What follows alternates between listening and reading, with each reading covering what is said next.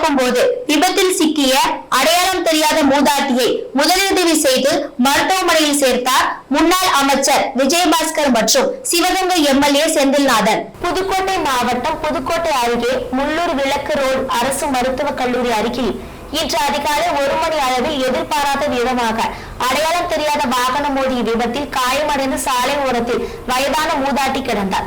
அந்த வழியாக தஞ்சாவூரில் எடப்பாடி பழனிசாமி அவர்களின் புரட்சி தமிழரின் எழுச்சி பயணம் முடித்துக் கொண்டு புதுக்கோட்டை திரும்பும் வழியில் அந்த பாட்டியை கண்ட முன்னாள் அமைச்சரும் விராலிமலை சட்டமன்ற உறுப்பினருமான விஜயபாஸ்கர் மற்றும் சிவகங்கை தொகுதி எம்எல்ஏ செந்தில்நாதன் ஆகியோர் விபத்தில் சிக்கிய பாட்டிக்கு உடனே முதலுதவி செய்து மருத்துவமனைக்கு தன் வாகனத்தில் அழைத்து சென்று அட்மிஷன் போட்டு மருத்துவர்களை நேரில் சந்தித்து உரிய மருத்துவம் வழங்கும்படி அறிவுறுத்தினார். விபத்தில் சிக்கிய அடையாளம் தெரியாத ஒரு வயதான மூதாட்டியை காப்பாற்றி மருத்துவமனையில் சேர்த்த முன்னாள் அமைச்சர் விஜயபாஸ்கர் அவர்களுக்கு பாராட்டுகள் குவிந்து வருகிறது. இந்த நிகழ்வின் போது முன்னாள் சட்டமன்ற உறுப்பினர் சதன் பிரபாகர் உடனிருந்தனர். இப்பணிகளை நிறைவு செய்து இன்று காலை 5 மணி அளவில் தனது இல்லத்திற்கு திரும்பினார் முன்னாள் சுகாதாரத்துறை அமைச்சர் விஜயபாஸ்கர்.